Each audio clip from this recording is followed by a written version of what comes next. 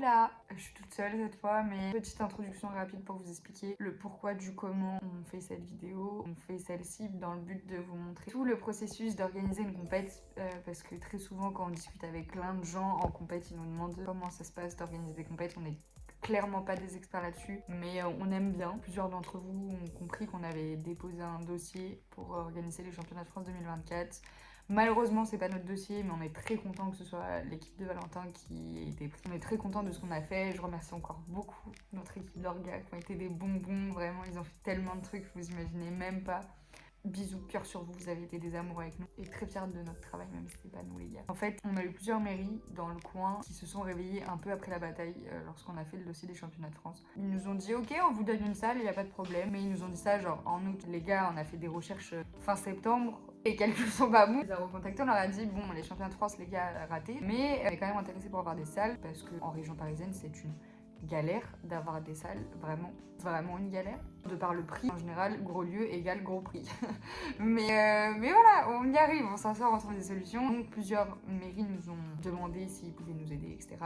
Dont la mairie dans laquelle on habite à Epilka. On leur a dit oui, que c'était grave cool de vouloir nous aider. Donc on est allé voir plusieurs salles. La salle dans laquelle on devait être est un gymnase, le gymnase Nicolas André. Je pourrais peut-être vous mettre des photos, ou le Lucas du montage mettra des photos. Qui ne convenait pas du tout. Le volume était incroyable, il y avait des gradins, il y avait masse trucs, c'était trop bien. Mais la lumière, les gars, la lumière, horrible. Lucas est arrivé dans le gymnase, m'a regardé, il m'a dit c'est mort, on peut pas, c'est pas possible. La lumière était jaune, mais jaune, abusé, vraiment abusé. On a clairement fait comprendre à la mairie que c'était pas possible pour nous d'être dans ces conditions-là pour faire du cube. Et on leur a dit qu'il nous fallait un autre lieu. De là, ils nous ont proposé le gymnase juste à côté, qui est clairement moins fancy. Il n'est pas du tout entretenu par la ville. Mais bon, il y a du chauffage, il y a une lumière correcte et on peut accueillir 200 personnes. Enfin, entre 150 et 200 compétiteurs, on sait pas encore trop. On a visé 150. On a déposé notre candidature officielle en donnant les papiers de la FS, etc. via Pau et Clara qui nous ont beaucoup aidés. Maintenant que tout ça c'est fait, il ne nous reste plus qu'à attendre la validation de la mairie concernant le matériel. Ensuite, on pourra demander à des petits gens de nous aider pour l'orga le jour J, parce qu'à deux c'est très compliqué. À 2 à 150 personnes, ça commence à être dur. Une fois qu'on aura ça, on pourra enfin rendre officiel la compète. Bien qu'on ait déjà le site, que notre planning est fait, que notre logo est fait, que beaucoup de choses soient faites en amont, mais que vous soyez pas forcément au courant. La compète, normalement, si ça reste comme c'est aujourd'hui, on aura du 3, du 4, du 5, du 6, du Square One, du Pierra, du 3 et du 4 Blind. Normalement, je crois qu'il a fait le tour. C'est une assez grosse compète avec 4 tours de 3. Et j'ai oublié l'OH, il y a de l'OH aussi. Donc c'est une assez grosse compète quand même. On va avoir besoin d'un sacré mental. Comment on est en plein dans l'orga de cette chose qui nous prend beaucoup de temps. On est le 26 octobre, juste pour vous dire qu'on a enfin reçu la confirmation de la mairie de Montjumeau pour le prêt de matériel. On a un papier qui nous ont donné comme quoi la salle était bien à nous, de telle date à telle date, de telle heure à telle heure, et que le matériel était à notre dispo la veille jusqu'au dimanche. On a enfin dit à Pau et Clara que c'était bon, on pouvait tout faire, etc. On a revu avec elle quelques problèmes qu'il y avait sur notre planning. Donc au final, ça a un peu changé maintenant. Le planning est différent de ce qui était prévu à la base, mais la grosse majorité est quasi pareille. Et nouvelle chose, on a une équipe d'orga au taquet. On est en bande organisée, comme a dit Alexis. En gros, la base est quand même quasi la même que celle qu'on avait au CDF. Il y a Kevin, Mathéo, Benoît, Alexis, Lucas et moi-même. Et niveau délégué, il n'y a que Clara et Pau. Elle est censée être officielle incessamment sous peu. On se tient au courant. Je viens de finaliser la totalité des onglets sur la page WCA. Donc au total, on en a 9 qui regroupent les grands classiques type les repas, l'hébergement, les transports. Mais également des onglets qu'on n'utilise pas tout le temps lorsqu'on organise des compètes, comme les affiches, les logos, etc., etc. Sachez que lorsque vous allez récupérer le site sur la WCA, où vous allez pouvoir éditer tous les onglets, il y a déjà des onglets prédéfinis que vous allez modeler et modifier en fonction de ce que vous avez à dire sur cet onglet. Je vais essayer de vous mettre par là un aperçu de à quoi ça ressemble, comme ça vous pouvez voir comment on navigue, même si les templates sont très faciles d'utilisation, donc vous serez pas perdu, croyez-moi. Maintenant qu'on a fini tous les onglets et l'édition du site, on n'a plus qu'à attendre le 10 novembre pour les inscriptions. Hier, on vous l'a peut-être pas dit, ou la qualité est dégueulasse, mais c'est pas grave. On a fait les inscriptions, ça s'est plutôt pas trop mal passé. La comp a été complète en moins d'une heure, même si on a eu 110 places à peu près qui ont été shotgun dès l'ouverture. Et après, le reste des places a été complète assez rapidement. On est sur une waiting list de 18 personnes, je crois, à l'heure actuelle. Et elle vous montre le dérouler jusqu'au bout. On a acheté les médailles, elles sont là. Oula, j'avais pas vu qu'il y avait des cordons avec. Mais bref, elles sont là. C'est des médailles très classiques, je sais pas si vous allez voir, si ça va.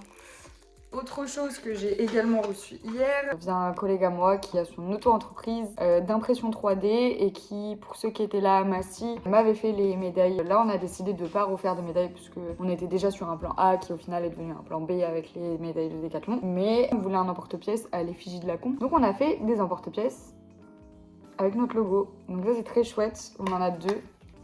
Donc si vous voulez passer commande chez Julien de 3D Bulles, si je dis pas de bêtises, quelque chose comme ça. Enfin bref, on vous mettra mon Instagram et tout pour le contacter. Il fait des trucs trop chouettes, notamment des emporte-pièces, mais pas que, des médailles aussi, ou alors carrément des avions, plein de trucs. Donc allez-y, c'était très cool. On est trop contente de ça. Enfin, j'espère que ça va bien rendre, je dois les tester, j'avoue. Si ça ne marche pas, parce que du coup Julien va devoir en refaire. En fait, on a un peu peur avec les écritures d'ici, qui sont très petites. C'est la date en fait, hein, c'est 27-28 janvier. Mais on a un peu peur que ça fasse un trait, un grand trait en fait, avec la cuisson. Et vous savez quoi? Je vous mets une vidéo là des tests des sablés, savoir si c'est un trait ou pas, à votre avis, trait ou pas.